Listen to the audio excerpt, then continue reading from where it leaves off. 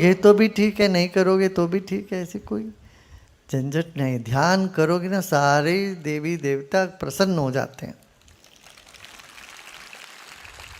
ध्यान का ही प्रमुखता है ना। हर देवी देवता की मान्यता तो है, मानना भी चाहिए, मानो, उसमें क्या दिक्कत है। स्मरण मात्रे न संतुष्ट, स्मरण करने से ही संतुष्ट हो जाते हैं। ये मत सोचना वहाँ नींबू डालो, ये डालो, फूल डालो, माला डालो, बस जाके नारियल फोड़ो, दिया जलाओ, तभी देवी प्रसन्न। अरे उन्हीं की दिया हुआ सब कुछ है। स्मरण करो, स्मरण मात्र से देवी देवता संतुष्ट होते हैं।